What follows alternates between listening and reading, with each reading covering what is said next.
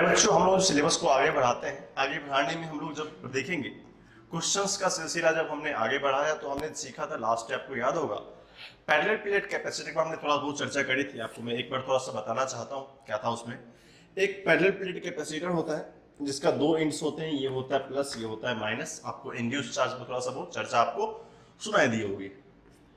इसमें क्या होता था, अगर इसकी डिस्टेंस, अगर स्पेसमेन डिस्टेंस डी होता है और दोनों प्लेट का क्रॉस सेक्शन एरिया अगर अपन ए लेके चलते हैं, हमको बताया गया था अगर ये एयर होगा, यहाँ पे कोई डाइलेक्ट्रिक्स नहीं होगा, यहाँ पे कोई डाइलेक्ट्रिक्स नहीं होगा। हमको पता है एयर का क्या होता है, डाइलेक्ट्रिक कांस्टेंट 1 होता है, ध्यान रखेंगे कि इक्वल टू 1 होता है। इस केस में जो सी इक्विवेलेंट होता है अबाउट ए एंड बी, वो हमने देखा था epsilon not A by D होता है, जो हम पहले से पढ़ते हुए आ रहे हैं।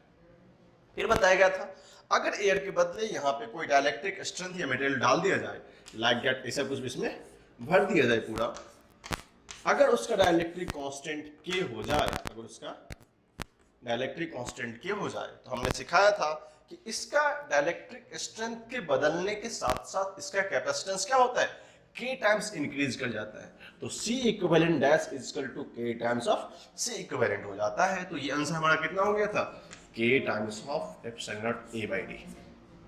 ये ओवरऑल दी स्टोरी थी, जब में हमने 2-3-4 क्वेश्चंस भी करे थे। आज हम इसी कंसेप्ट को थोड़ा सा आगे बढ़ाएंगे, बट हमारे ध्यान में 2-3 और पॉइंट्स होने चाहिए, उसको पहले मैं नोट करके बताता हूं आपको। फर्स्ट पॉइंट जो हमको कॉम्बिनेशन समझ में आने चाहिए। कॉम्बिनेशन का मतलब क्या होता है, दो प्लेट्स के बीच का जो कॉम्बिनेशन वो कैसे बड़ा होता है। सबसे पहले आपको पता होगा, एक होता है पैरेलल कॉम्बिनेशन, दूसरा होता है सीरीज कॉम्बिनेशन। अब सीरीज कॉम्बिनेशन और पैरेलल कॉम्बिनेशन में जो अंतर बताया गया था, सर सीरीज में पैरेलल में क्या होता है, पोटेंशियल कांस्टेंट होता है, इट मींस चार्ज बदलता रहता है, और सीरीज में क्या होता है, चार्ज कांस्टेंट रहता है। जब भी हम लोग इस तरह का कंसेप्ट या क्वेश्चन में इंटर करेंगे तो सबसे फर्स्ट फंडा या माइंड में ये आना चाहिए कि ए टू बी का जो इक्विवेलेंट लिखने का तरीका है वो किस किस तरीके से होकर गुजरेगा, रास्ता क्या क्या हो सकते हैं। हमने रिजल्टेंट बताया था कैपेसिटेंस के केस में अगर वो सीरीज या पैरेलल जाएगा तो क्या होगा, हम लोग फर्स्ट किसकी बात करें, पैरेलल होता है, वो क्या होता है C1 plus C2 plus C3 and so on. This is formula. अगर हमको ये बात पता चल गई कि ये हमारा कॉम्बिनेशन पैरेलल होगा, तो हम लोग क्या करेंगे, सबसे पहले वॉल्यूम को कांस्टेंट देखेंगे एंड चार्ज को बदलता हुआ देखेंगे। चार्ज क्या देखेंगे, ये बदलता हुआ दिखेगा। बदलता हुआ मतलब क्या होता है, वैरी करेगा, चार्ज का डिवीजन हो जाएगा, तब फॉर्मूला ये बताएंगे। लेकिन जब चार्ज हमारा कांस्टेंट रहेगा, एक ही चार्ज सर्किट में इंटर करके फिर से निकल जाएगा और हमारा पोटेंशियल बदलता हुआ नजर आएगा। बदलता हुआ मतलब क्या होता है, वैरी करता हुआ नजर आएगा। उस केस में जो फॉर्मूला होता है हमारा, हम इसको ऐसे कहते हैं 1 by C equivalent is equal to 1 by C1 plus 1 by C2 और बस 1/3 डॉट डॉट n। तो इस तरह के क्वेश्चन को समझने के लिए एक फंडामेंटल कंसेप्ट जो होता है, हमें ये आना चाहिए कि किसी भी पैरेलल प्लेट कैपेसिटर के बीच में कोई इलेक्ट्रिक्स डालने के बाद की कहानी क्या होती है, k टाइम्स इंक्रीज कर जाती है, जो मैंने आपको लास्ट लेक्चर में बताया था।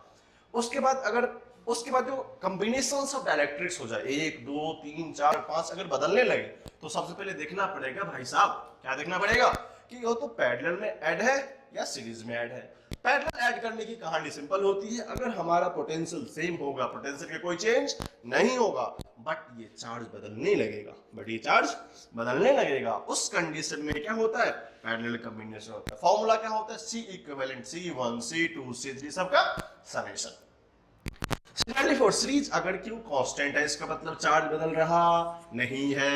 जब अगर चार्ज नहीं बदलेगा तो क्या बदलेगा, पोटेंशियल बदलेगा। जब पोटेंशियल बदला, पोटेंशियल क्या हुआ, बदला, तो ये कंडीशन हम क्या होगा, it is the formula of series combination, that 1 by C equivalent 1 by C1 plus 1 by C2 dot dot as so on, ऐसा फार्मूला लगाएंगे। तो हमारा ultimate of the question solve करने का तरीका यही है। छोटी सी थ्योरी जो लास्ट डे हमने इस पे क्वेश्चन किया था, मैंने आपको फिर से बताया कि आपको रिकॉल हो जाए कि क्वेश्चन सॉल्व कैसे करना है। अब हम लोग क्वेश्चन के पार्ट पे आते हैं जो हमें आज के क्वेश्चन में बताना है। देखिए आज के क्वेश्चन का कहना क्या है, क्वेश्चन सीधा सा है, the space between the parallel plates capacitor of A capacitance C, मतलब जो स्पेस दिया हुआ है बिटवीन D होगा,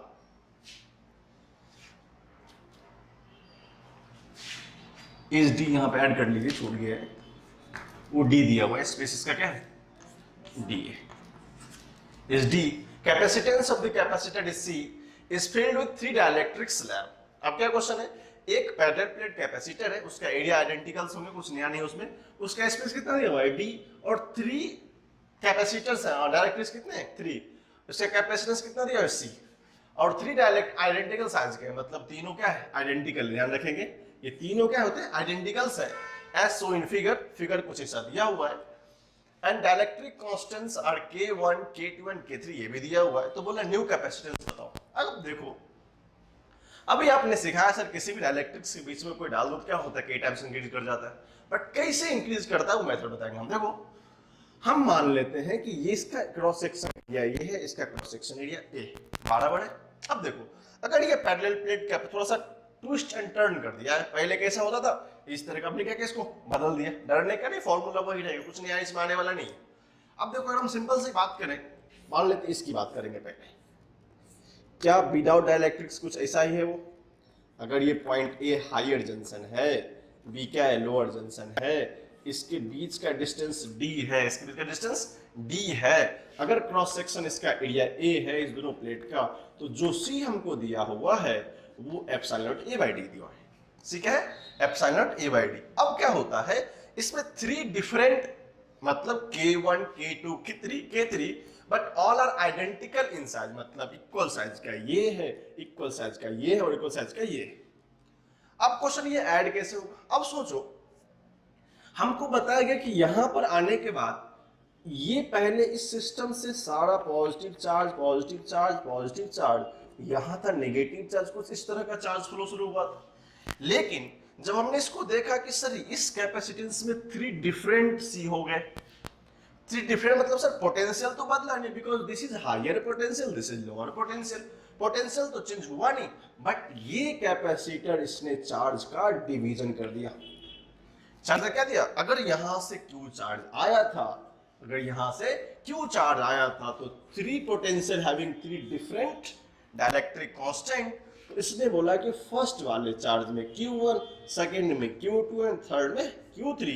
bye the conservation of charge we know कि जो भी चार्ज आता है किसी जंक्शन पे, उस जंक्शन से चला जाता है आइडेंटिकल चार्ज। अब ये कॉन्सेप्ट हो गया, तो आपको नजर क्या आया, सर चार्ज जो है वो बदलने लगा है, चार्ज क्या वो बदलने लगा है। जब चार्ज बदलने लगेगा उस केस में हमको क्या लगेगा, हमको बताएगा सर चार्ज जब भी बदलने लगे, चार्ज बदलने लगा है, तो सोचेंगे सर क्या बात हुई। अब देखो ये टोटल क्रॉस सेक्शन एरिया अगर ए था, अगर तीनों का शेप ए है, इसका मतलब मान लेंगे area of A1, area of A2 and area of A3 are same, they gain the equal area. तो यहां से पता चला सब वाला पार्ट जो होगा वो A/3 कंज्यूम करेगा। इस K1 वाले पार्ट ने A/3 एरिया ले लिया, क्योंकि ये तो क्रॉस सेक्शन भरा है ना। K2 ने क्या किया, A/3 एरिया ले लिया। फिर से उसी तरीके से हमने सोचा, तो क्या सर A3 जो था, K3 क्या हो, उसने A/3 एरिया लिया। अब देखो जब चार्ज जब भी बदलने लगे, तो हम क्या सोचते हैं, ये जो कॉम्बिनेशन होगा वो पैरेलल कॉम्बिनेशन होगा। ध्यान रखेंगे क्या होगा, पैरेलल कॉम्बिनेशन होगा। जब भी पैरेलल कॉम्बिनेशन की बात आती है तो सीक्वेंस कितना होता है, C1 plus C2 plus C3। अब हमारी बात रुकी कहां पे, सर C1 C2 C3 होगा कितना। अगर हम इसकी बात करते थे तो C1 होता था epsilon naught A by D. अगर यहां पर कोई डाइलेक्ट्रिक्स कांस्टेंट K कंप्लीट भरा होता तो क्या होता, K times of epsilon naught A by D. But हम क्या करते हैं, बारी बारी से चर्चा करते हैं, पहले करते हैं K1 का, फिर करेंगे K2 का, फिर किसी K3 का। अब देखो जब K1 की बात करते हैं, K1 जो डाइलेक्ट्रिक कांस्टेंट था उसका C कैसे लिखें, उसका होगा C1। अब बोलो एप्सिलॉन तो बदलेगा नहीं, A क्या हुआ सर, एरिया ने 3 से कम हो गई। लो कैसा हो गया, क्योंकि 3 से कम हो गई है तो A/3 होगा। क्यों, ये टोटल एरिया A था, इस पार्ट को इसने A/3 रखा है, इसको भी A/3 रखा है, A/3 होगा। क्यों सर, लिखा हुआ है इसका क्या, आइडेंटिकल साइज है। अगर कंप्लीट फील्ड होंगे तो आइडेंटिकल साइज होंगे, बट लेंथ वो तो बदलने से रहा। क्या हुआ, इस दोनों का लेंथ तो बदल ही रहा है ऑलवेज।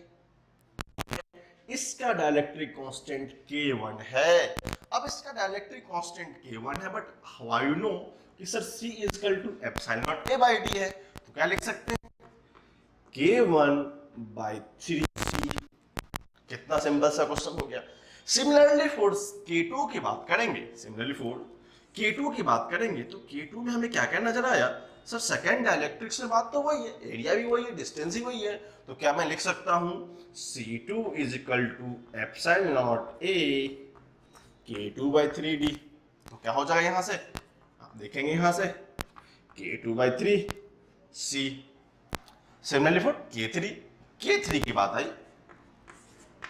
K3 में क्या होता है, identicals area, same rule apply कर देंगे, epsilon not A/3D and K3 कितना होगा K3/3 इंटू C। क्या अपने को C1 पता है, अपने को C2 पता है, अपने को C3 पता है। अगर C1, C2 and C3 all are known, तो हमको क्या पता है, जब भी पैरेलल कॉम्बिनेशन होता है हम लोग क्या बोलते हैं, इस फॉर्मूला को C1 plus C2 plus C3। चलो वैल्यू देखो क्या दिया हुआ है, C/3 K1 C/3 K2 plus C/3 K3। That's all, बस छोटा सा क्वेश्चन था। अब क्या करें, C/3 कॉमन लेते हैं, लिखेंगे K1 K2 एंड K3।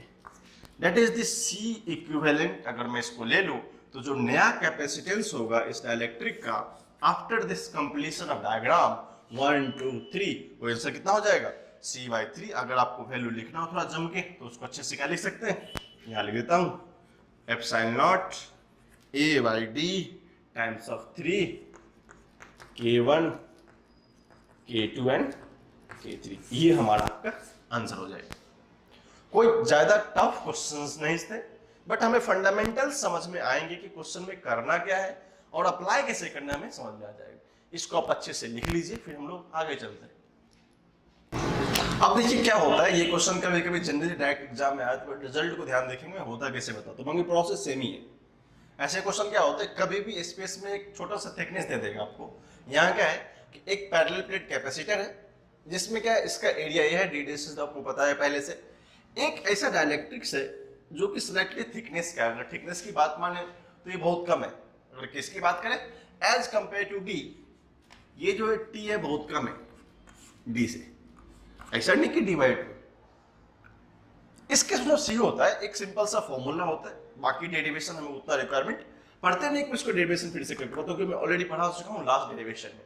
लेकिन ये एक जनरल क्वेश्चन है, कभी कभी एज ए थ्योरेटिकल कंसेप्ट आ जाते हैं तो फॉर्मूला बेस्ड क्वेश्चन से बन भी जाते हैं, बट मैं इसका थ्योरी आपको लास्ट लेक्चर में बताया था। अगर इस केस में एक इंपॉर्टेंट पॉइंट ये हो गई कि D is very very less than T होता है, उस केस में जो C का फॉर्मूला होता है कुछ नया नहीं होते, epsilon not A/D minus T into 1 minus 1/K होता है। अब इसका रिजल्ट आपको जब इंड्यूस चार्ज बताया गया होगा उस क्लास में, हमने वहां पे डिस्कस किया था कि ये आता कैसे। अब हमें क्वेश्चन पूछते कैसे, अगर मान लीजिए एक मैं एग्जांपल की बात करूं कि ये हमारा D माइनस T, ये हमारा C इक्विवेलेंट है। जब इसमें छोटा सा लेंथ, मतलब कैसे बोलेंगे कि जो T है बहुत छोटा होगा, ठीक है होगा बहुत छोटा होगा एज कंपेयर टू D। अगर मान लीजिए आपको सारा कंसेप्ट सेम होगा, बट मैं एग्जांपल देके बताता हूं। मान लीजिए यहाँ पे K का वैल्यू 2 दिया हुआ है, K का वैल्यू 2 दिया हुआ है और थिकनेस है 10 सेंटीमीटर। थिकनेस क्या है 10 सेंटीमीटर, 1 मीटर लिख सकते हैं, कोई प्रॉब्लम नहीं। और जो D है, D हमारा 2 मीटर। अब 2 मीटर के हिसाब से सर बहुत छोटा तो नहीं है, बट छोटा है। अगर इसका और प्रिसाइज बनाना है तो आप मान लेंगे कि सर अगर D 2 मीटर है तो ये M होगा 1 सेंटीमीटर। थोड़ा सा और कॉम्पैक्ट करते हैं, क्यों, नॉलेज हमें ये सिखाता है कि D much less than T होना चाहिए। इस कंप्रेस्ड पॉइंट में हमको इस तरह का जब भी कंडीशन आएगा विदाउट हेजिटेशन इस फॉर्मूला को अप्लाई कर सकते हैं। बाकी वो फॉर्म भी लग जाएंगे, बट वहां क्या होता है, वहां पे कुछ इस तरह का मैथमेटिकल रेस्ट्रिक्शंस नहीं लिखे थे कि D क्या है मच लेस देन T है। अगर मान लो D much less than T नहीं रहा, वो नहीं रहा, उस केस में हमको सारा प्रोसेस से जाना पड़ेगा D minus T minus X, जो मैं आपको पहले बता चुका हूं। तो हम क्या करेंगे, इस इक्वेशन में पुट कर देंगे C equivalent is equal to epsilon naught A, no change आपको पता ही है। बाई डी, इसको 2 मान लीजिए। वो कितना है टी, 1 सेंटीमीटर मतलब कितना होगा 10⁻² मीटर इंटू 1 माइनस 1/2। इसको आप सॉल्व करना आपको एक आंसर मिल जाएगा। यहाँ से हमको यहाँ से ये फॉर्मूला लगाने आना चाहिए। तो ये छोटा सा क्वेश्चन होता है, डायरेक्टली कभी कभी एग्जाम में आ जाते हैं कि हाँ ठीक है, दो पैरेलल प्लेट कैपेसिटर के बीच में हमने एक बहुत छोटे से थिकनेस का किसी डाइलेक्ट्रिक को पुट कर दिया, तो उस केस में बताओ कि हमारा सी इक्विवेलेंट कितना होगा। ठीक है, छोटा सा क्वेश्चन, इसको अच्छे से लिख लीजिए। फिर हम लोग क्या करते हैं, अच्छा क्वेश्चन करते हैं। ये भी थोड़ा सा छोटा पॉइंट था बट हमारे काम की चीज, इसको लिखिए अच्छे से। इसी रिजल्ट को एक और छोटा सा पार्ट करके पूछ लेते हैं, ध्यान देंगे। इसी का एक रिजल्ट होगा आउटकम्स में, जो हमने देखा यहाँ पे C equivalent is equal to epsilon not A divided by D minus T 1 minus 1/k। ये रिजल्ट है हमारा।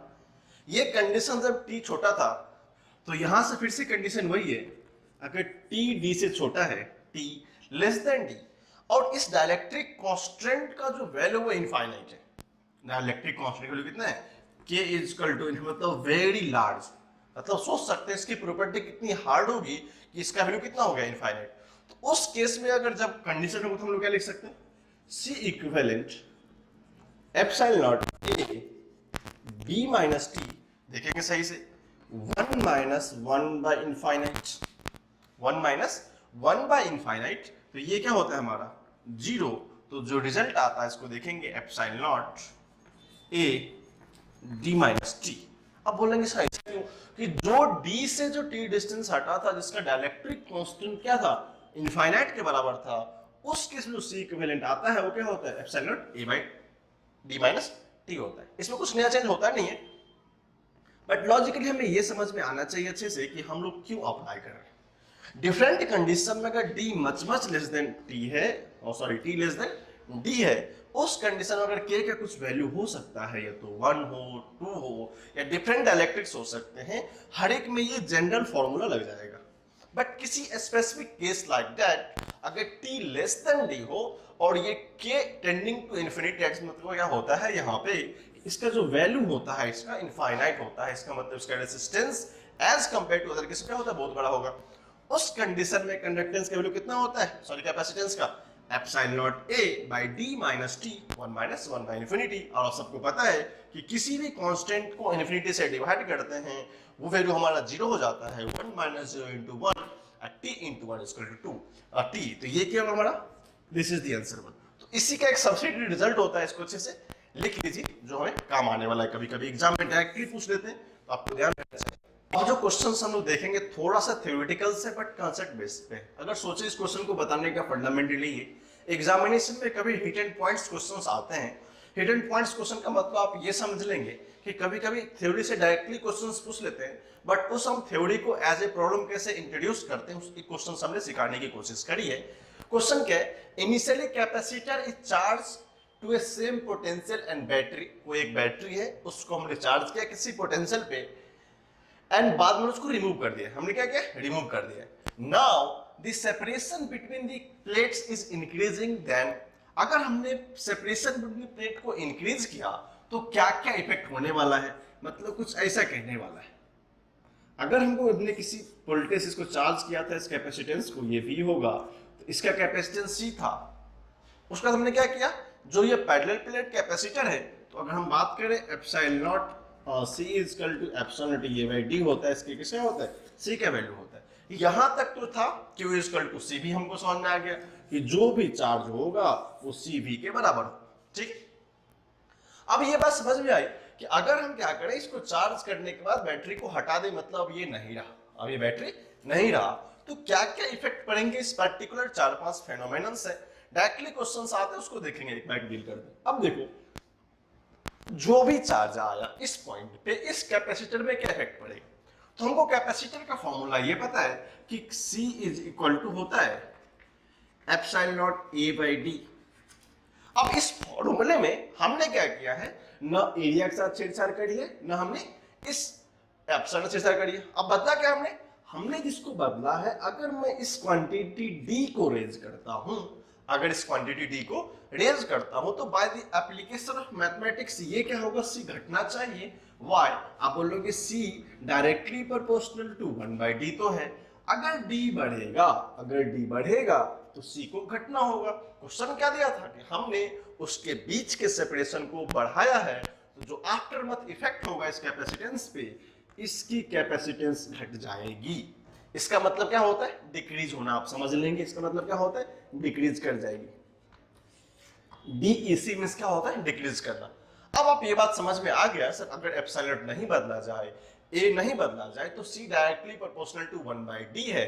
When we increase the separation between the parallel plate capacitor, the C will decrease. C क्या होगा? घट जाएगा। जब सी घटेगा तो कैपेसिटेंस हमें घटा तो दिखाई देगा।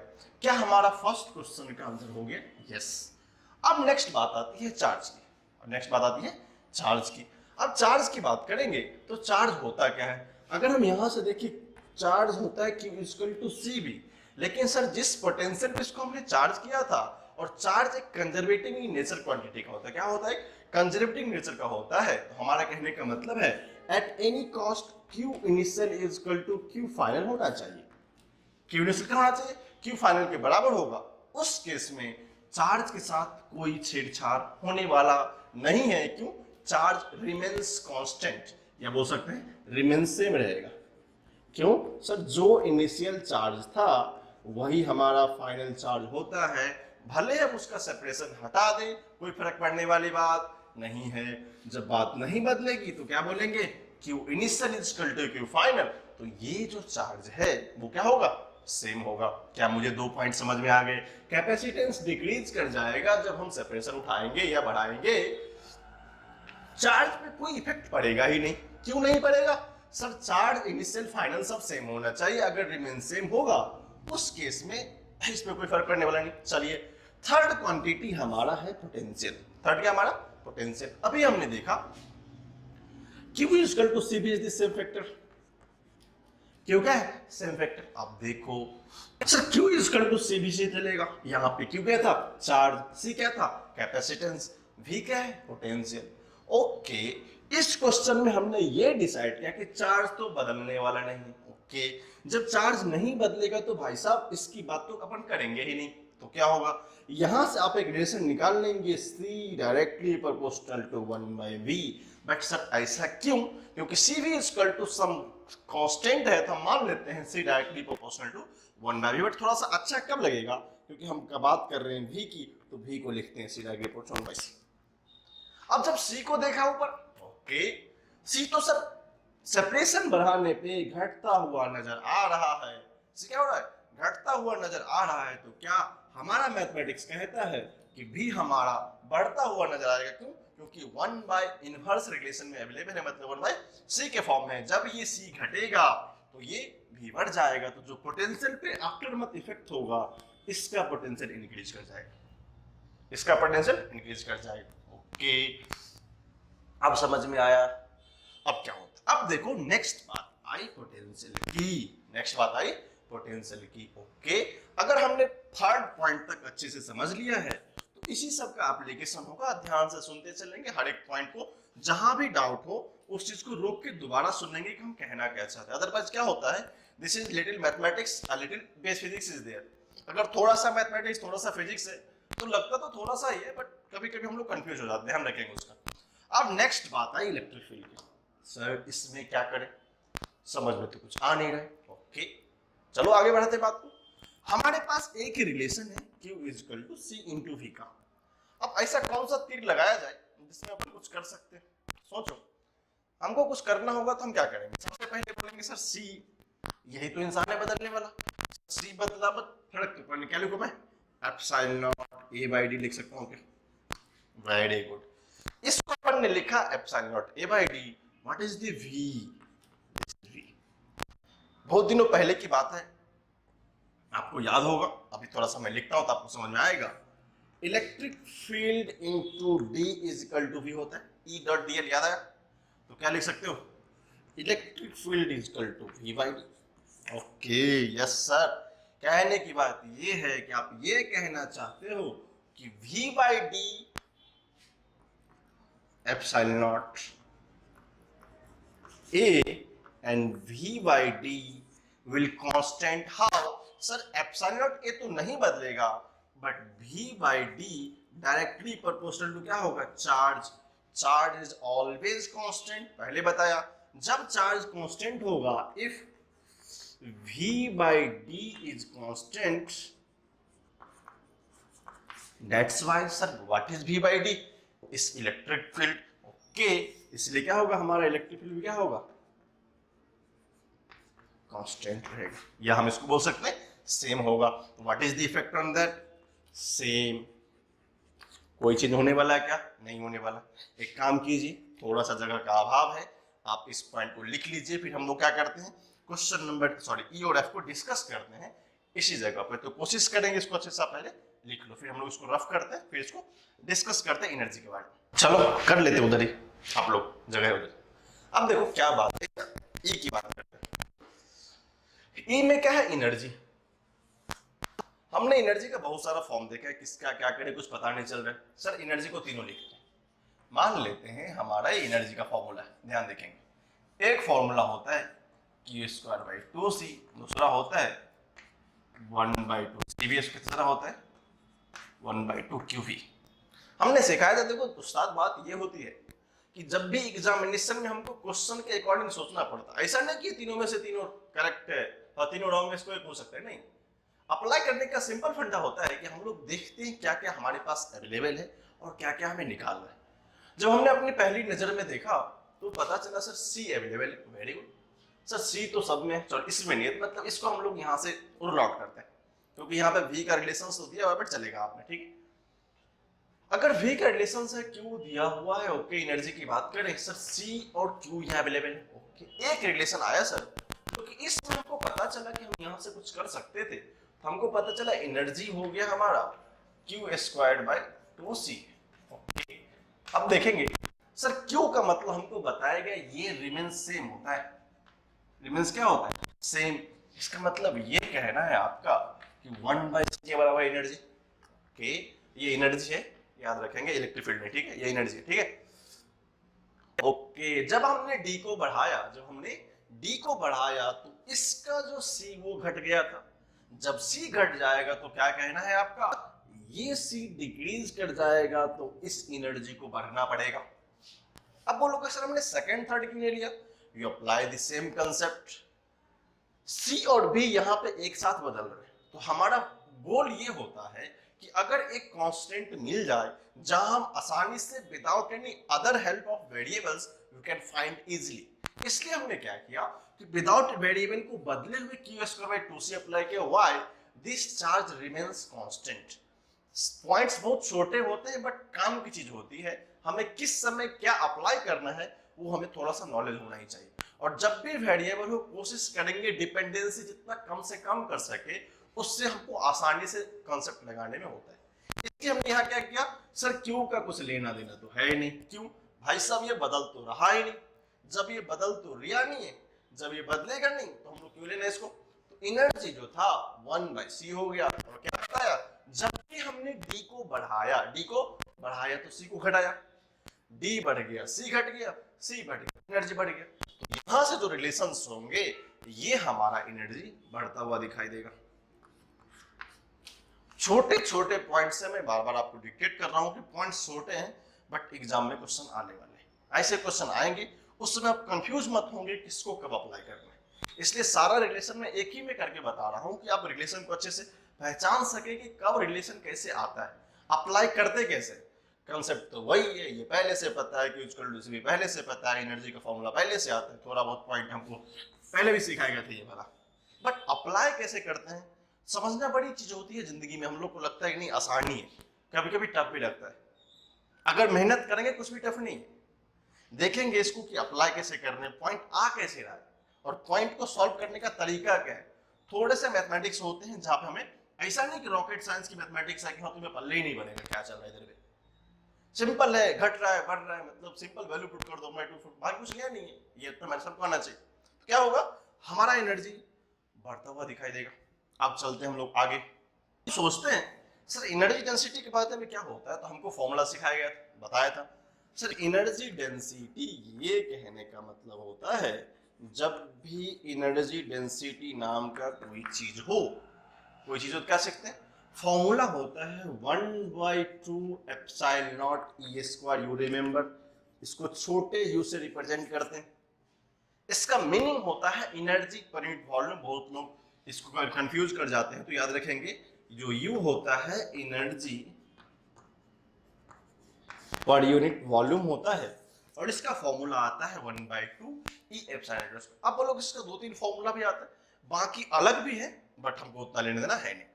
अब देखो इसकी बात करेंगे, इसका एक फॉर्मूला होता है sigma square by 2 epsilon not. ये भी चलता है कभी कभी, बट वो फॉर्म हम लोग दूर तक जाएंगे नहीं, क्योंकि यहाँ पे सिग्मा का मतलब कहाँ सर चार्ज बाय एरिया कर रहे हो, बात तो वही है ना। सिग्मा क्या होता है? चार्ज बाय एरिया होता है।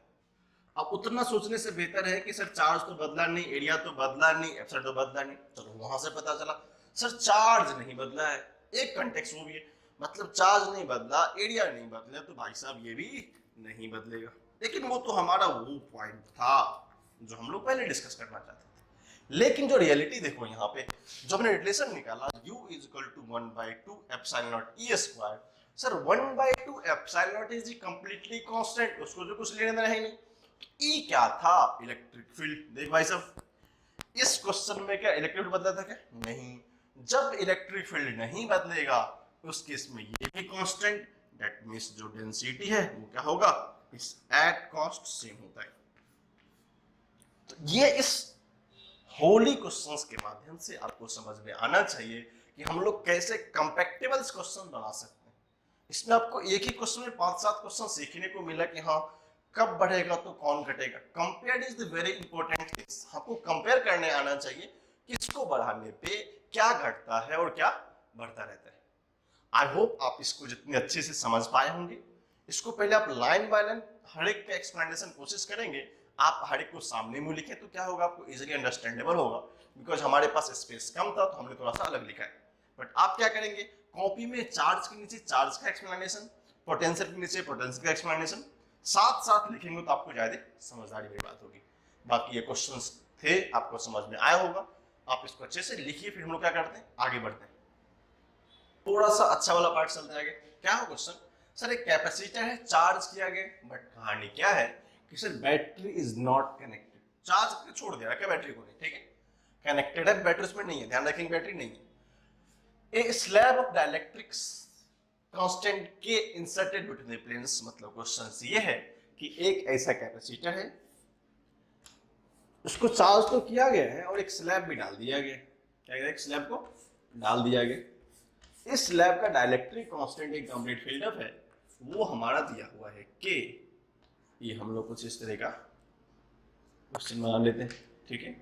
ये हमारा डाइलेक्ट्रिक, ये हमारा फेडरल प्लेट कैपेसिटर है, आने वाला और जाने वाला। आपको सब पता है, एरिया ए लेंथ डी होता है, इसमें कुछ नया चीज नहीं है, इसमें कुछ कंसिडरेशंस नहीं है। लास्ट क्वेश्चन में सर डी बदल रहा था, बट इसमें क्या है, इसने कुछ चर्चा करी ही नहीं है। इसका मतलब सर ए और डी में तो कुछ कहना ही नहीं। चलो, अभी हमने सीखा था अगर यहाँ पे एयर होता तो हमको सिखाया गया sir epsilon not A by D is equal to C naught. मतलब क्या होता है एयर में, लेकिन जब कोई मटेरियल को इंट्रोड्यूस करते हैं तो हमको सी डैश मिलता है, उसको C1 मान लेते हैं, गॉट इट। वो कितना होगा, के टाइम्स ऑफ सी नॉट होता है, तो कहते हैं के times of epsilon not A by D.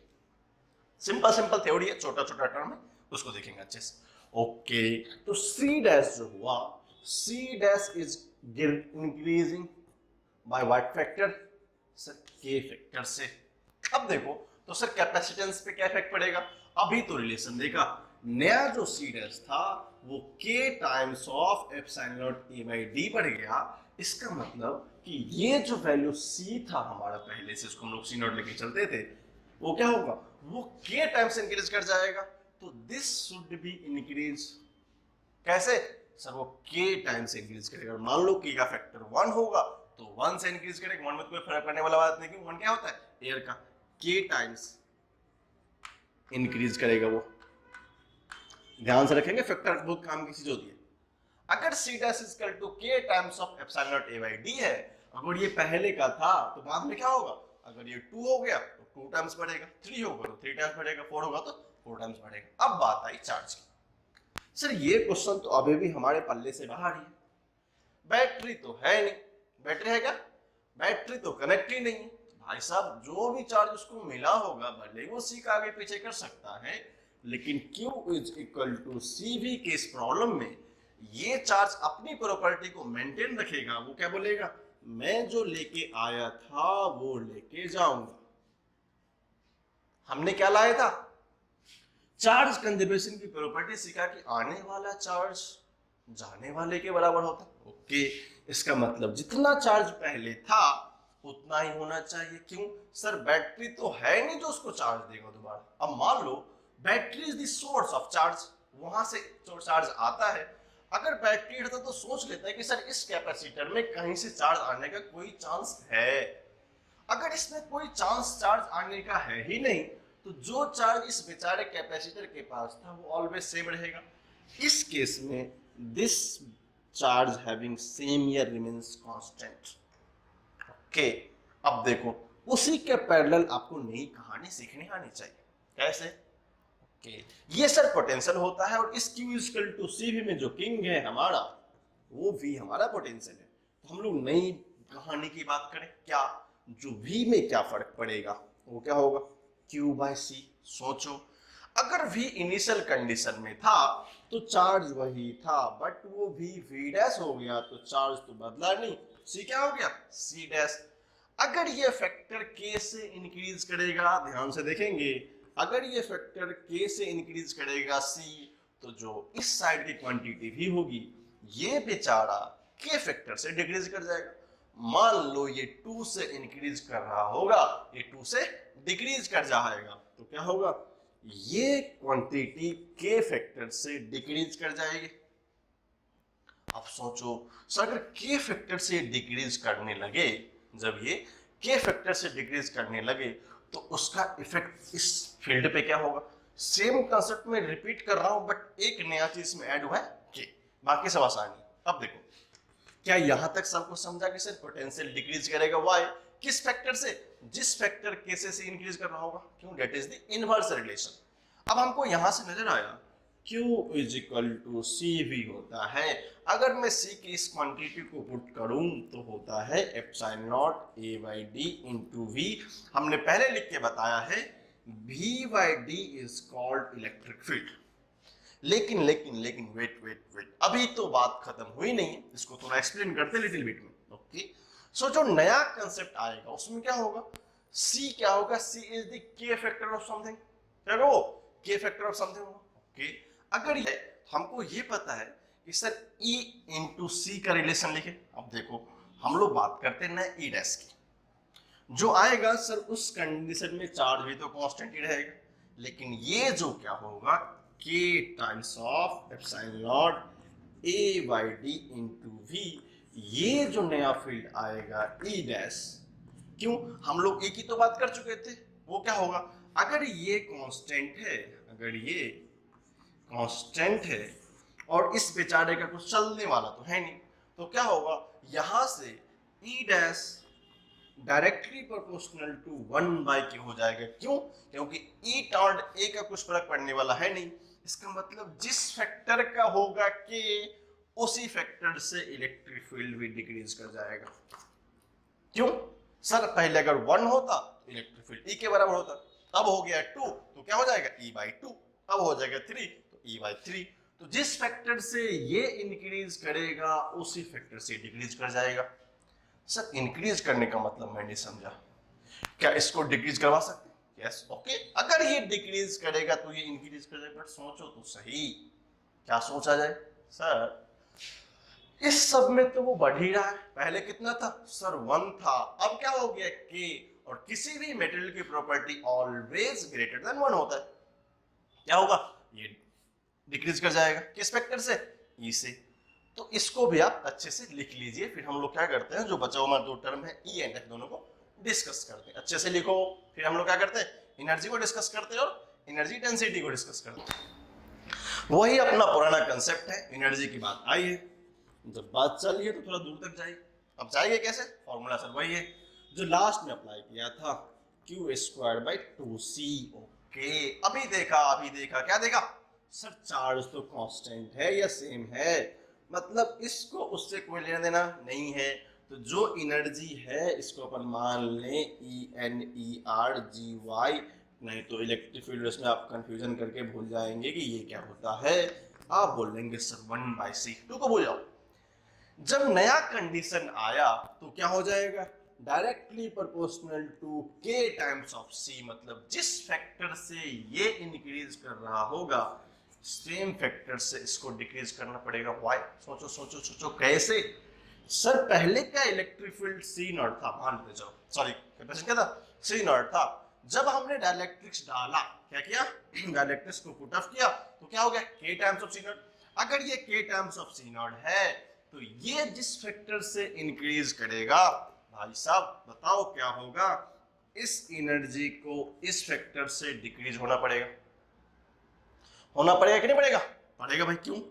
ये इनवर्स रिलेशन लेके आता है epsilon not, sorry C not और k C नॉट में। तो ये जो वैल्यू हमारा होगा इसको C नॉट मान लो, दोनों चलेगा। अगर ये बढ़ता हुआ दिख रहा है तो ये टर्म हमें घटता हुआ दिखना चाहिए। ठीक है, अब देखो जिस ऑर्डर से ये बढ़ रहा था तो हम लोग को लास्ट टर्म में वही समझ में आया सर क्या होता है, सिंपल फॉर्मूला होता है। थोड़ी सी चर्चा करते हैं एनर्जी डेंसिटी। फॉर्मूला है जी ना, आपको पता है, अभी देखा था हमने। एनर्जी डेंसिटी का मतलब होता है U1/2 epsilon not E square. आपको पता है क्या हुआ क्या नहीं। चलो sir E square what is electric field, sir down कर रहे हैं, ओके। तो क्या देखा, U directly proportional to E square. भाई साहब के आने से इसकी खुद की वाट लगी है, खुद तो घट ही रहा है ना। जब ये घटेगा इसको भी बढ़ना पड़ेगा, ध्यान रखना E स्क्वायर के फैक्टर से बढ़ेगा। अगर इससे बढ़ा k, वो कितना बढ़ेगा, k स्क्वायर से घटेगा, ठीक ना। ये बढ़ेगा नहीं, इलेक्ट्रिक फील्ड क्या है, घट रहा है ना k बढ़ाने से। तो क्या होगा, ये जो U है वो k फैक्टर से डिक्रीज करेगा। अब k फैक्टर में क्या हो सकता है, स्क्वायर्ड हो, क्यूब हो, जो उसके वैल्यू पे डिपेंड करता है। तो क्या होगा, हमको एनर्जी डेंसिटी भी डिक्रीज करता हुआ दिखाई देगा, किससे, k फैक्टर से। दो बहुत इंपॉर्टेंट कंसेप्ट थे जब हमने डी के साथ छेड़छाड़ करी।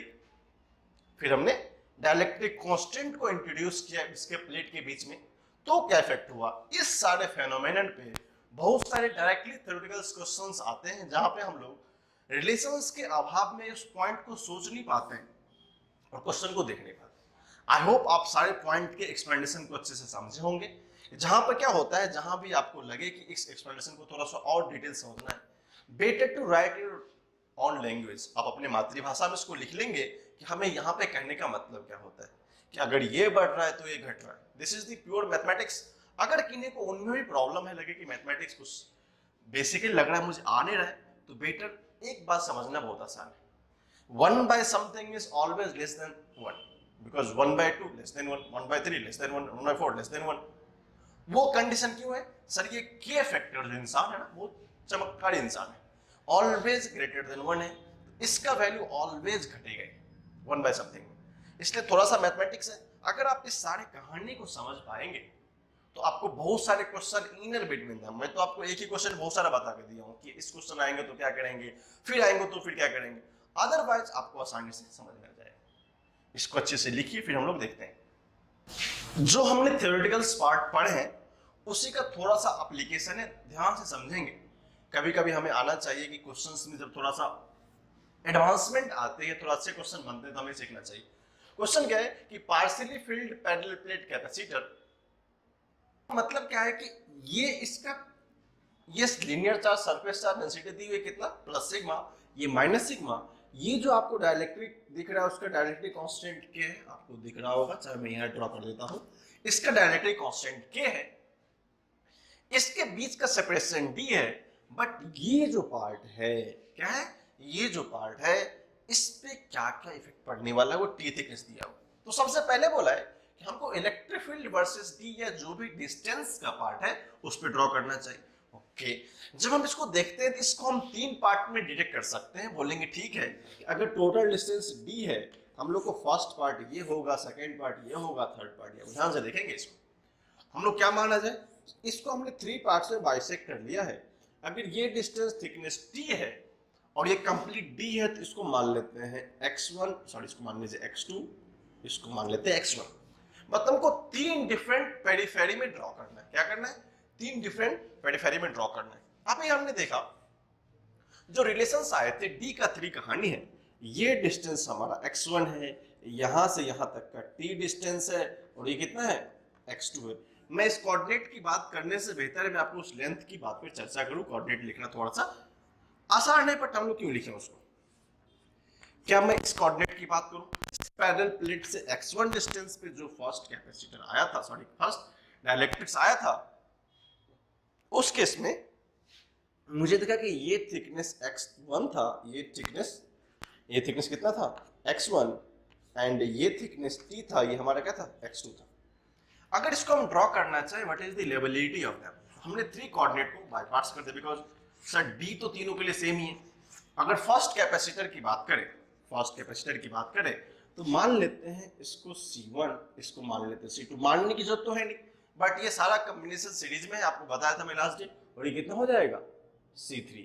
तो हम क्या अलग अलग निकाल सकते हैं? Yes sir. सर पहली वाले की बात करते हैं तो C equal to epsilon naught A by D। What is D? x1।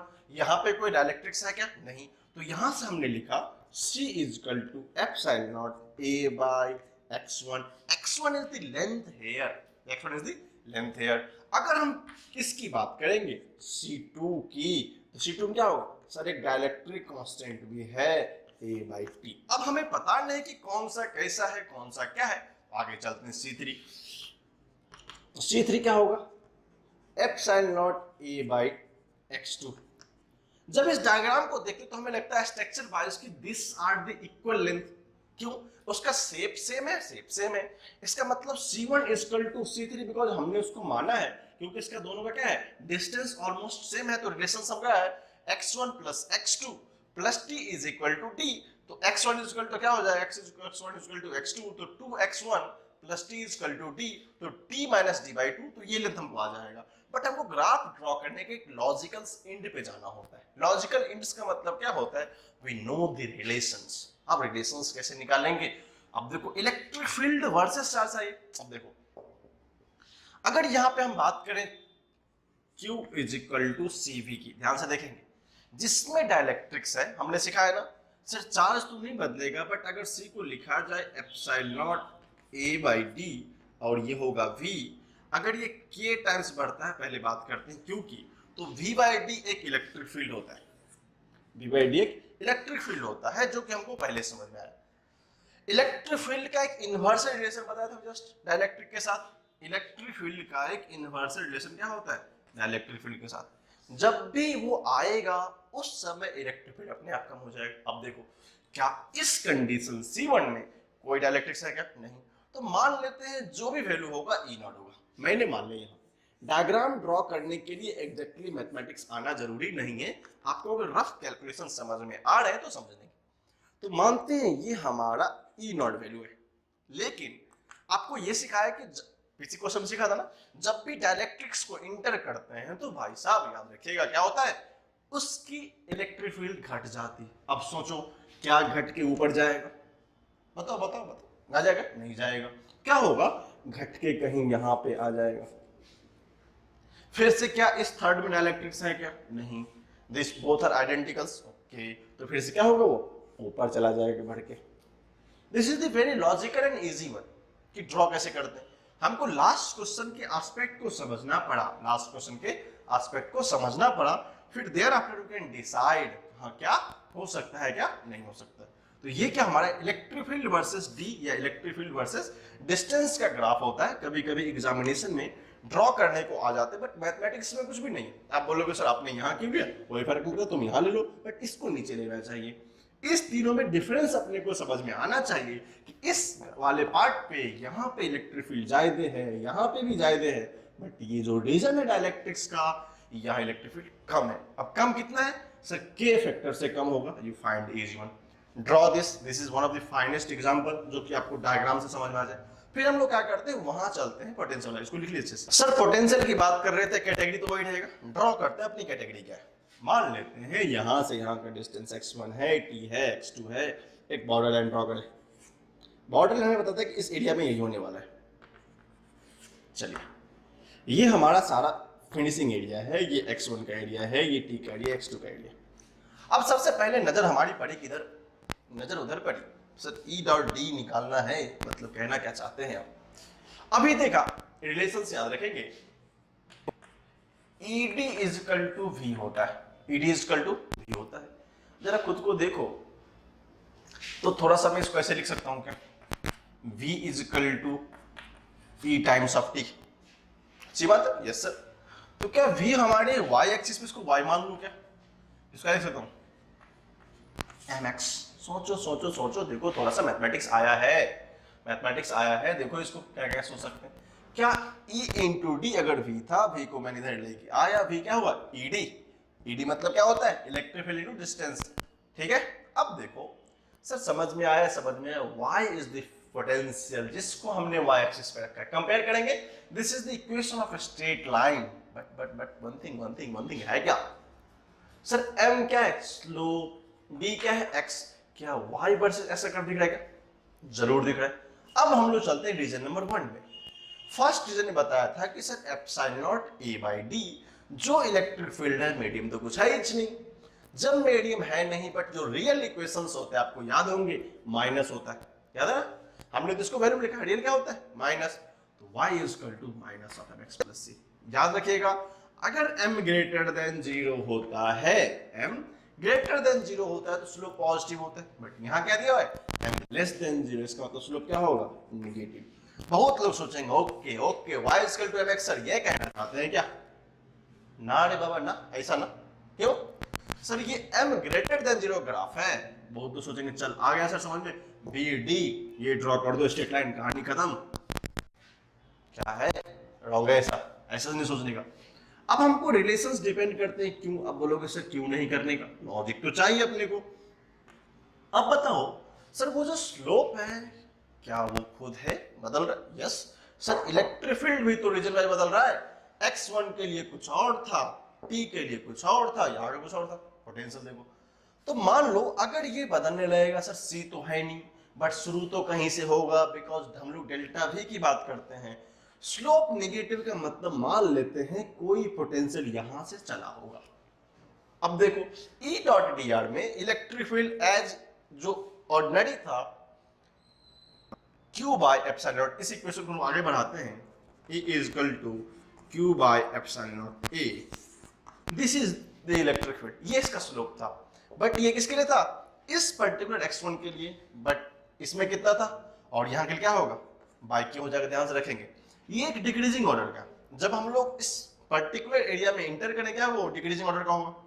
अब हमको सिखाया गया सर स्लोप ऑलवेज नेगेटिव होगा, इसका मतलब ग्राफ कुछ ऐसा होगा। अब वैसा होगा तो शुरू कहां से करते हैं, पोटेंशियल कुछ तो होगा, क्योंकि इसको फील्ड करेंगे तो उस केस में जो पोटेंशियल आया था this is the value without के। अब देखो यहां से वो किसी हद तक इधर में आया होगा, because this is the linear equations, तो जो स्लोप होता है वो हमेशा हमको समझ में आना चाहिए। अब देखो यहां से x1 तक वो किसी एक एप्रोप्रिएट फ्लैट लेंथ पे आएगा, बट जब इस सेकंड t वाले में इंटर किया तो क्या वो उस पर्टिकुलर फैक्टर k से डिक्रीज कर रहा है, ओके पहले जो फैक्टर था उससे 7 डिक्रीज करेगा, कि इसका मतलब यहां से वो स्ट्रिक्टली डिक्रीज करने लगेगा, थोड़ा सा स्ट्रिक्ट है ना, देखेंगे डिक्रीज करेगा।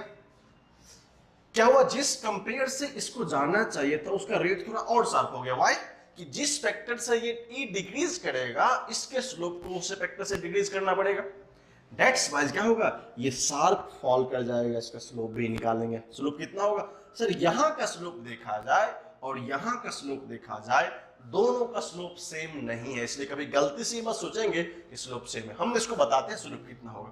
अगर इस पॉइंट की बात किया जाए तो इसका स्लोप जो होता है in ordinary condition Q by A epsilon naught, लेकिन जब इस पॉइंट के स्लोप की बात करेंगे तो कितना होगा, इसको मान लेते हैं m dash Q by A epsilon naught into a factor of K, और K मस्ट ग्रेटर देन 1, तो उस फैक्टर से फास्टली फॉल करेगा वो।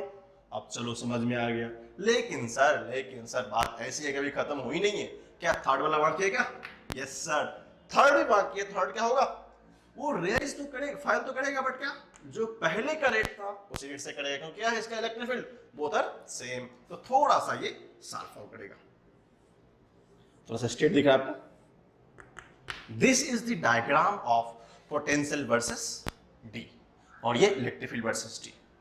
थोड़ा सा लगा होगा मैथमेटिक्स से, but you have to know, आपको जानना पड़ेगा, बिकॉज अगर आप नहीं जान पाएंगे सो आई एम सॉरी कि आप इस चीज को अच्छे से सीख नहीं सकते। तो इसका जो स्लोप होगा वही होगा जो इसका होगा, बिकॉज दोनों का इलेक्ट्रिक फील्ड का स्लोप विदाउट एनी मटेरियल कुछ इस तरीके का होता है। तो आप याद रखेंगे slope at this is equal to slope at this but not equal to this. हमको तीन डिस्टेंस का मिल गया। पोटेंशियल वर्सेस डी का डायग्राम ये होता है, इलेक्ट्रिक फील्ड वर्सेस डायग्राम ये होता है। इसको अच्छे से देखिए, प्रॉब्लम हो तो फिर से देखिए पलट के, क्योंकि हो सकता है आपको किसी पॉइंट पे समझ नहीं आया होगा, उसको पीछे करके देखेंगे तो आपको आइडिया लगेगा हमने एक्सप्लेन क्या करी है। और ये पॉइंट जिस बच्चों का मैथमेटिक्स नहीं है ध्यान रखेंगे, स्लोप नेगेटिव स्लोप वेलोसिटी का एक डायग्राम का मीनिंग होता है। मैं दो डायग्राम बना देता हूं, आपको समझ में आना चाहिए। y इक्वल टू mx का डायग्राम ये होता है दोस्तों, क्या होता है पॉजिटिव डायग्राम, और दूसरा क्या होता है इस तरह का होता है। पकड़नी हो तो स्लोप नेगेटिव डायग्राम कुछ इस तरह होता है, ये भी उसका पार्ट है y वर्सेस x का। ये थोड़ा सा मैथमेटिक्स होता है, उसमें कुछ नया करना नहीं अपने को, बस इसको लिखना है। इस दोनों डायग्राम को अच्छे से ड्रॉ कर लीजिए। एक क्वेश्चंस होते हैं जहां पे हमें फ्लोटिंग करके कभी कभी पूछ लेता है एग्जाम में, वो हमको समझ में आना चाहिए। अच्छे से लिखिए, पॉइंट को नोट कीजिएगा हमने किस पॉइंट को कहां पे बताया, और कोशिश करेंगे कि पॉइंट बाय पॉइंट लिखें, अदरवाइज आपको कंसेप्ट का जो माजरा होता है ना, माजरा मतलब समझते हो ना क्या, जो कोर पॉइंट होता है वो पता नहीं चलेगा। ठीक है, देखो इसको थोड़ा सा आगे बढ़ाते हैं, एक नए से मॉडरेट मोड में लेके चलते हैं। इस क्वेश्चन को आप स्टार लगा लेंगे, हो सकता है अच्छा क्वेश्चन बन जाइए। अब बात यह है, सर क्वेश्चन देखते हैं। सर कहानी वही है, क्या करना है E वर्सेस D का डायग्राम ड्रॉ करना है, फिर क्या करना है D वर्सेस D करना है, और फाइनली एक और क्वेश्चन पूछ लिया, भाई साहब ये तो बताओ सीक्वेंट कितना हो इस कंडीशन में। मैं बता चुका, फिर बताऊंगा इस क्वेश्चन में। ठीक है, अब देखो बात यह है कि जो फर्स्ट डाइलेक्ट्रिक है जिसका डायरेक्टली कांस्टेंट K1 दिया है, इसका थिकनेस T1 है, सेकंड का K2 है, इसका T2, बस यानी शुरू हो जाते हैं हम लोग।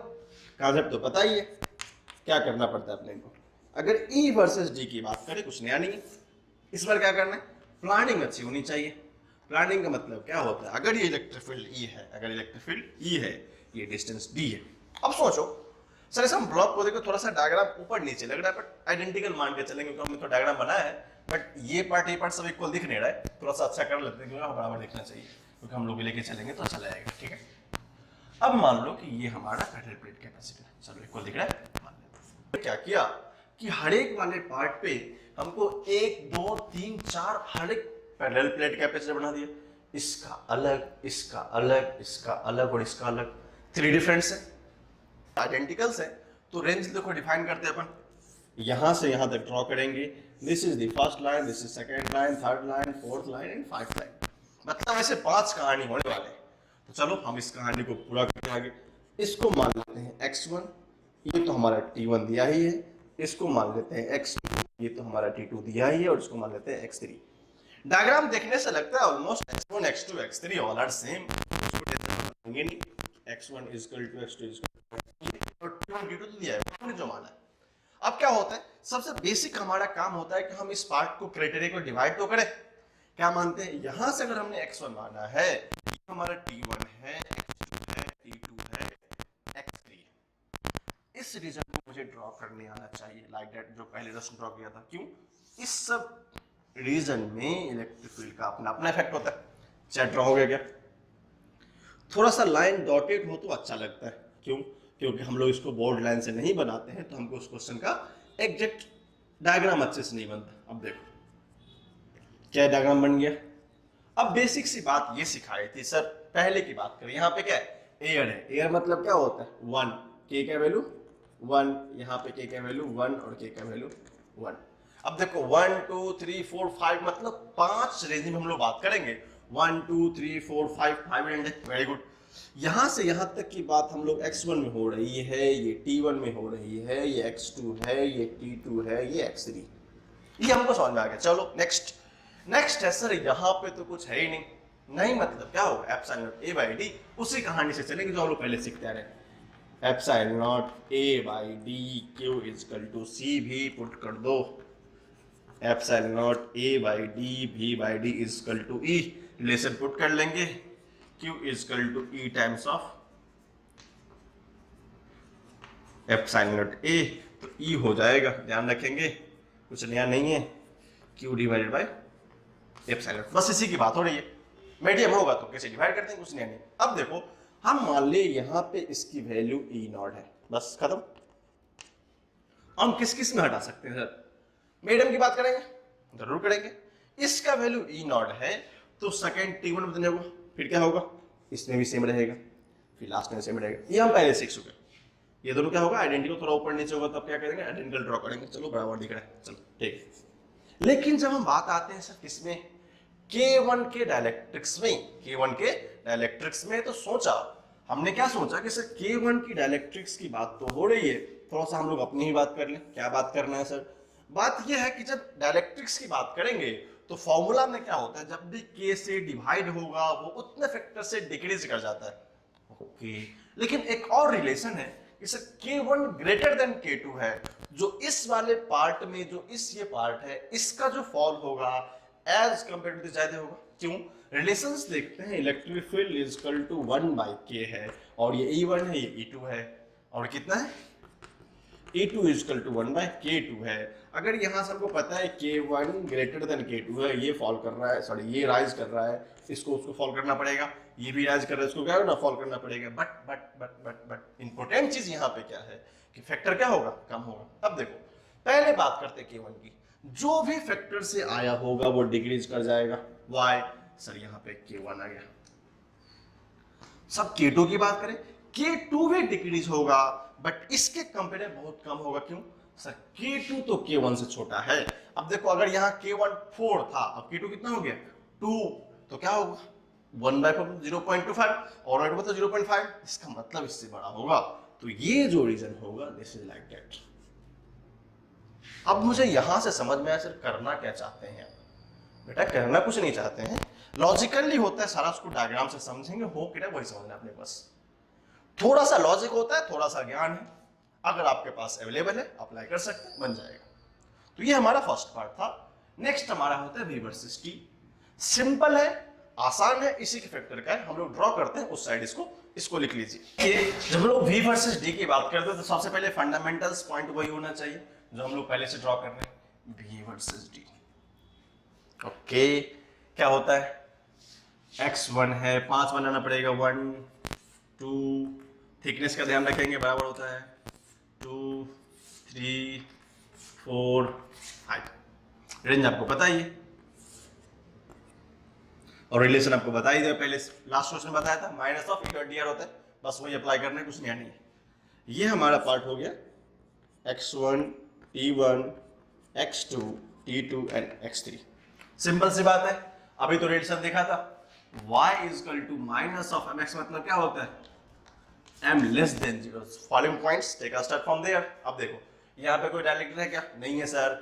जब डायलेक्ट्रिक नहीं है तो फालतू करेगा। चलो कहां से करते हैं, मान लेते हैं हमारा पोटेंशियल V0 होगा, टेंशन मतलब उसको। चलो आ गया ये, अब देखिए आ गया आगे। अब क्या सेकंड T1 में sir electric field k time से डिक्रीज कर रहा है, वो भी शार्प होगा, तो फिर से क्या होगा माइनस ऑफ माइनस k, मतलब थोड़ा सा कम। क्यों, इसका जो स्लोप था इसके स्लोप से होगा क्या, अलग होगा, थोड़ा स्ट्रेट नहीं है, ध्यान रखेंगे। ये कंप्लीट ऐसा था, हो क्या है, बहुत कम है। आप सोचोगे सर ऐसा हो क्यों रहा है, लॉजिकली सोचो, एक एग्जांपल से देखते हैं ऐसा हो क्यों रहा है। एक्चुअली अगर मैं इक्वेशन की बात करूं, y is equal to minus of 2x, ठीक है, तो y is equal to plus 4 something मान लेते हैं, y is equal to minus of 4x plus 4। अब सर -2 -4 में कौन सा छोटा है, बोलोगे सर -2 -4 में तो -4 बड़ा है, -4 छोटा है, इसका मतलब -2 क्या है, कम है। तो इसका जो स्लोप था, इस वाले पार्ट में स्लोप था वो 1 था। 1 था क्यों, क्योंकि हमने सिर्फ इतना ही लिया था। जब सेकंड पार्ट में इंटर की K2 वो उतना टाइम इंक्रीज करने जा रहा है, जब इंक्रीज करेगा तो -4 से -2 जाने में दिस स्लोप लिटिल इंक्रीज, क्या ऐसे में थोड़ा कम था, उसको बढ़ाना पड़ेगा। यू कैन टेक स्लाइटली, ये स्टेट ऐसा आता बट थोड़ा सा ऐसे ट्रेजेक्टरी यहाँ पे स्ट्रेटली। अब देखो x2 no change, same change होगा कैसा जो x1 में हुआ था, ध्यान देंगे इसको। This is the float. बाकी आप फ्री हैंड से मिलाएंगे तो आपको ध्यान रखना पड़ेगा कि एक कंप्लीटली स्ट्रेट नहीं हो जाए। क्या हो जाए? कंप्लीटली स्ट्रेट नहीं हो, थोड़ा सा चल जाएगा। फिर से हमने कहा गया T2 में, बट ध्यान रखेंगे क्या सर, T2 का जो K है वो कम है। T2 क्या है? कम है। इसका मतलब एज कंप्यूटर से थोड़ा शार्प होगा, एज कंप्यूटर क्या होगा? थोड़ा सा शार्प होगा, ठीक है। और last but not the list, क्यों सर ये जितना शार्प हुआ था उससे थोड़ा कम होगा? क्यों भाई साहब? वो K2 क्या है? उससे कम है तो थोड़ा कम होना चाहिए। Last but not the list, last की बात करेंगे सर। लास्ट क्या है? X फ्री फैंड है, मतलब जाके क्या कंप्लीट को भर देना है, इलेक्ट्रिक फील्ड 0। लो कहानी खत्म, डायग्राम आगे। और कोई भी ध्यान रखेंगे पूरा स्टेट नहीं है, हर एक पार्ट्स बाय पार्ट डिस्कस करेंगे। यहाँ तक का कुछ और फॉल है, यहाँ का कुछ और फॉल है, यहाँ का कुछ और फॉल है, यहाँ का कुछ और फॉल है, इस पार्ट का कुछ और फॉल है। This is the basically diagram, ठीक है। डायग्राम में जहां ड्रॉ करते हैं, आपको एग्जामिनेशन में जस्ट यही चेक करना होता है। बाकी डायग्राम आपको ड्रॉ करने का मतलब पूरा रिसर्च करके नहीं बनना है। वहां पे आपको क्या होंगे? ऑप्शंस में डायरेक्टली स्ट्रेट लाइन दे देगा, रूल आउट देम, नहीं है पता कैसे स्ट्रेट हो सकता है? जब भी डायलेक्ट्रिक्स है स्ट्रेट कभी नहीं हो सकता है। फिर क्या होगा? हम लोग देखेंगे जैसा जैसा फैक्टर बढ़ेगा वैसा वैसा स्लोप भी बढ़ना चाहिए। व्हाई?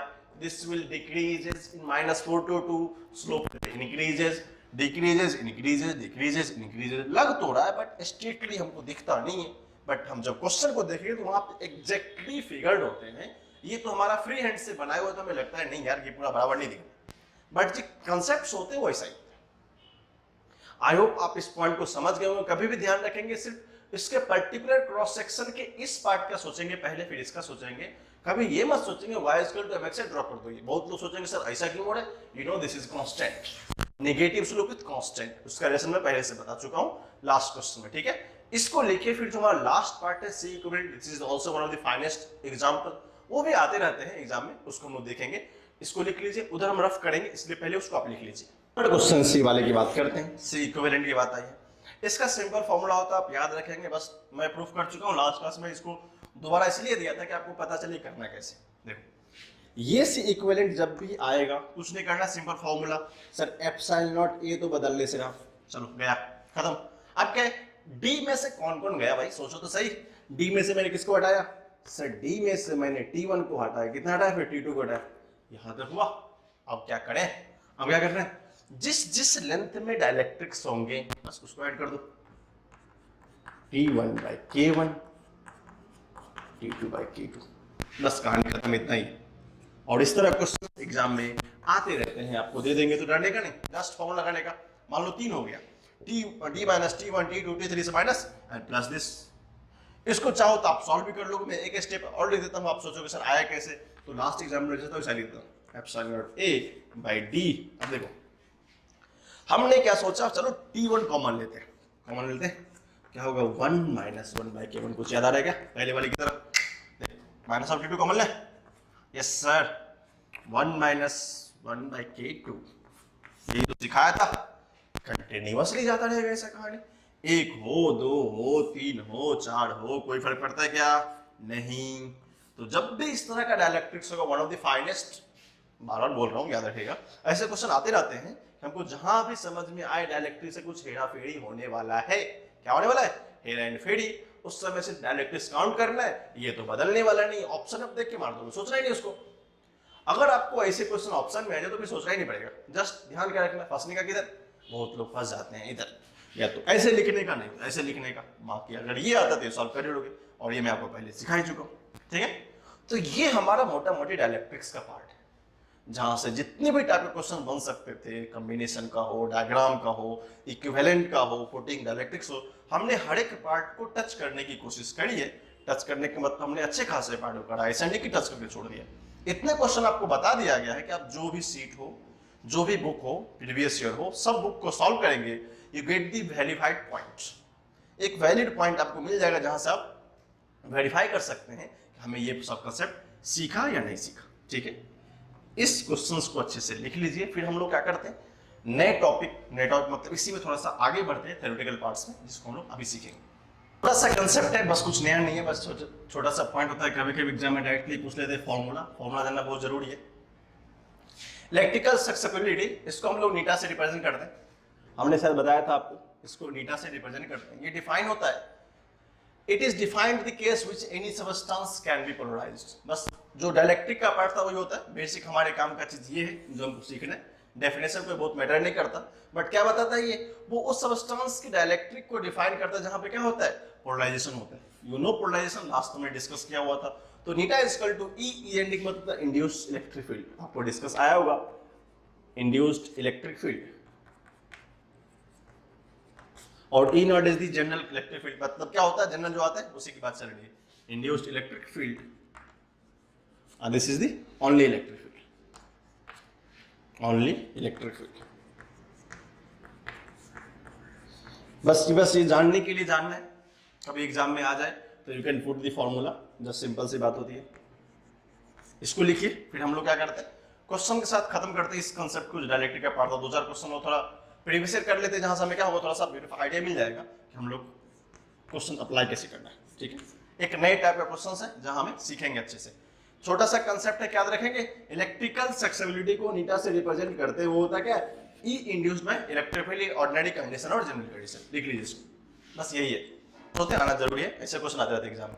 अब सर ये क्या नई बात आ गई, के इफेक्टिव क्या होता है भाई साहब, इलेक्ट्रिक का जो इफेक्टिव होगा उसका इलेक्ट्रिक होता है, ये क्या होता है, सी मतलब इक्विवेलेंट कैपेसिटेंस। सबसे पहले तो लिख लो मतलब क्या होता है, मतलब होता क्या है, सी इफेक्टिव का मतलब अपन ये समझेंगे, इक्विवेलेंट कैपेसिटेंस की बात हो रही है, इक्विवेलेंट कैपेसिटेंस की बात हो रही है, जो उससे हम लोग पहले निकालते थे उसी की बात हो रही है।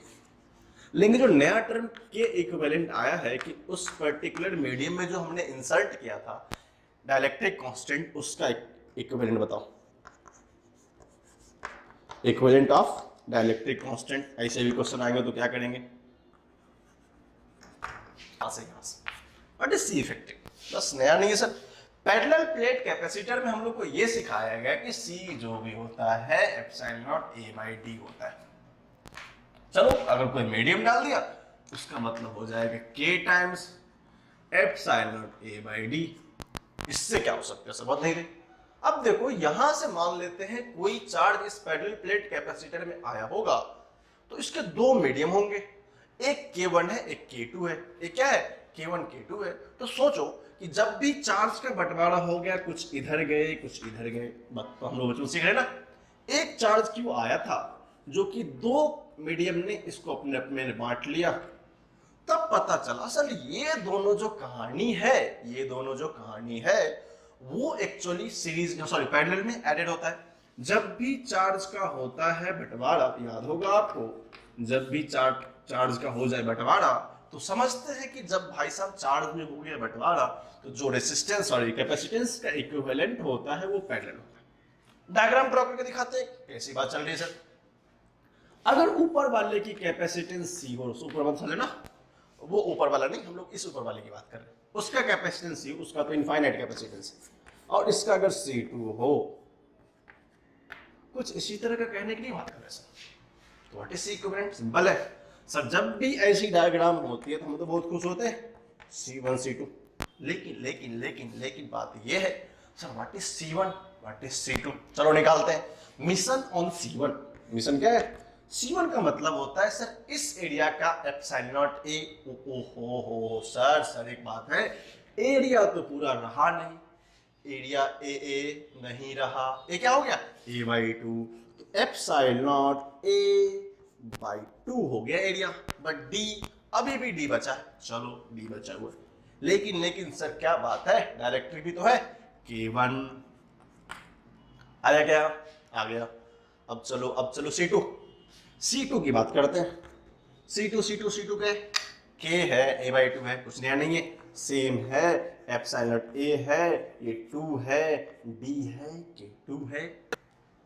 Okay, C equivalent what is the answer first, very good sir. Answer क्या है, C इक्विवेलेंट C का C1 plus C2 epsilon not a/d, very good, epsilon not a/2d, K1 epsilon not a/2d, K2। सोचो क्या हो गया, अगर common हमने लिया क्या एप्सिलॉन नॉट a/2d, तो क्या बचा K1 प्लस K2।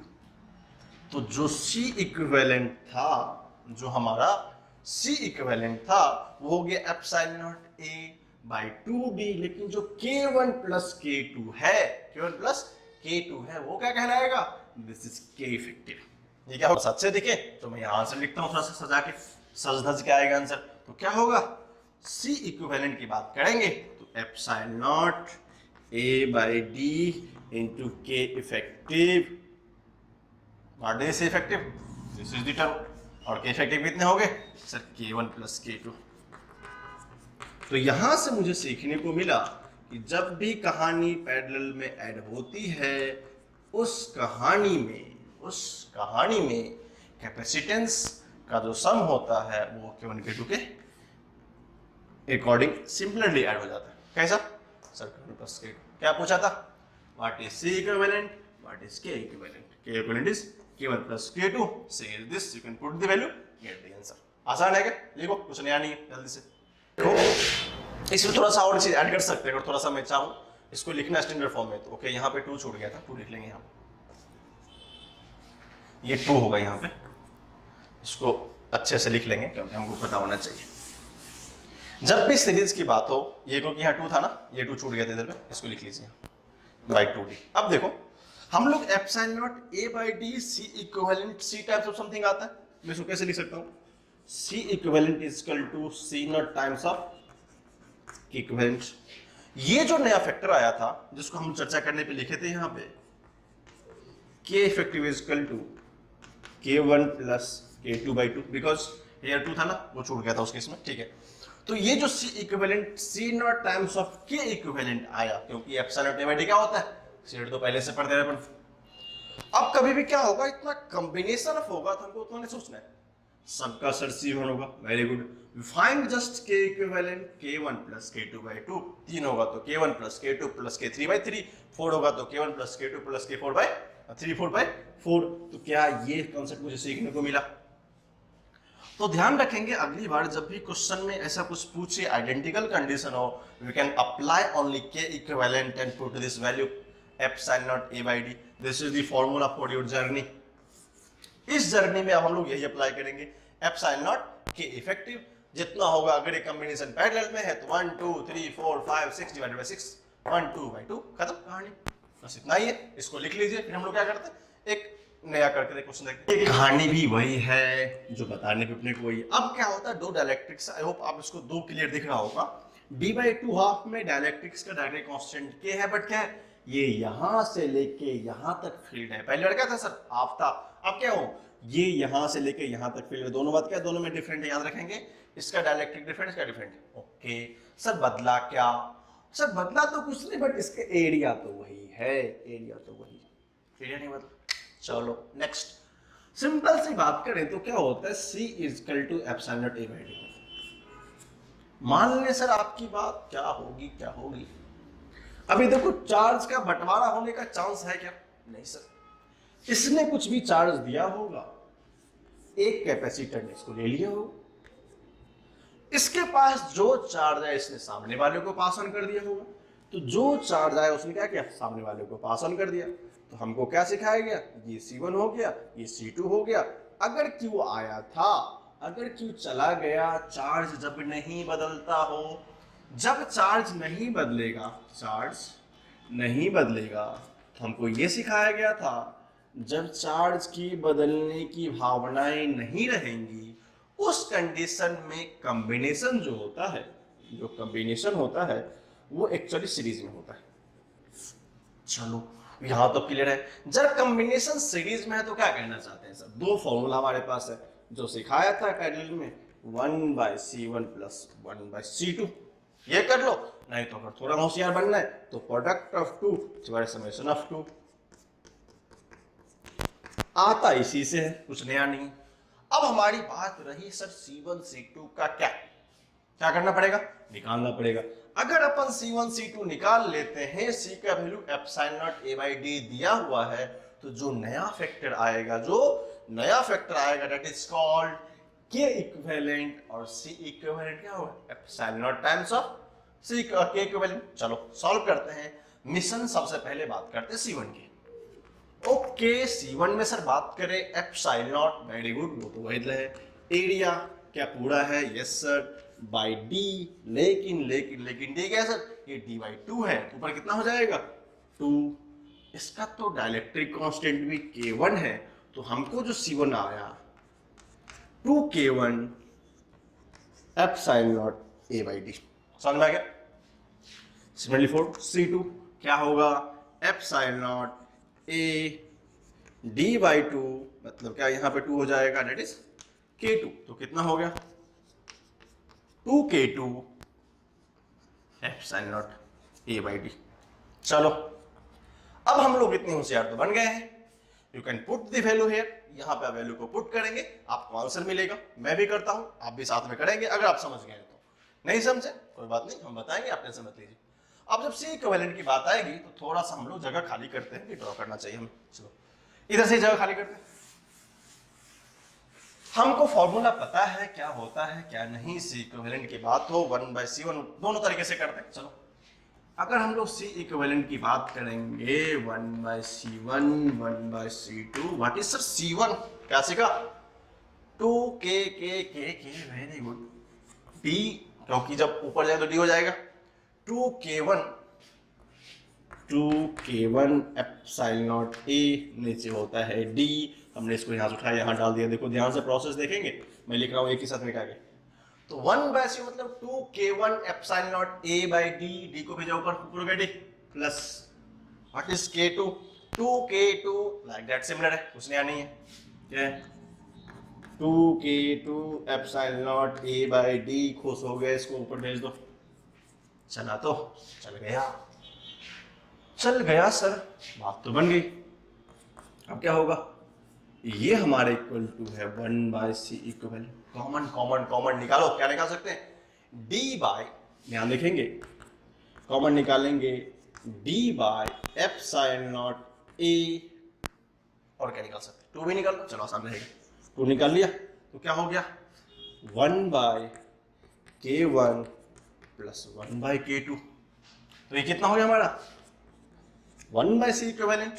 ओके अब देखो 1/C इक्विवेलेंट ये थोड़ा सा क्या हम लोग कलाकारी करते हैं, D by 2 epsilon not K2 K1 divided by K1 K2, आ गया।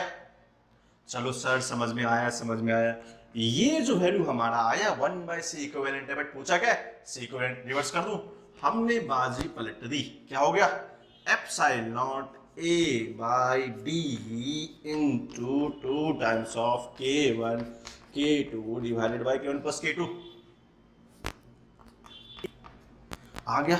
ओके अभी तो सिखाया था C equivalent is equal to C naught divided by something. Okay ये जो टर्म आपको दिखाई दिया वो टर्म आज से जाना जाएगा कि इक्विवेलेंट के टर्म में तो कितना होगा 2 times of K1 K2 divided by K1 plus K2, this is called C equivalent. तो यहां संसार लिख लेंगे epsilon naught A by D into की इफेक्ट, बस यही कहानी है। और सीखने को क्या मिला, जब भी कहानी हो सीरीज में तो जिस तरह कैपेसिटेंस जुड़ता है उसी तरह के इफेक्टिव भी जुड़ेगा। तो आप ऑप्शन में देखेंगे सिर्फ जैसा के कैपेसिटेंस जुड़ेगा उसी तरह के इफेक्टिव भी जोड़ना है, बाकी आसान है। अगर आपको K का इफेक्ट निकलने आ गया, हमको इतना सॉल्व करने की जरूरत है क्या, नहीं।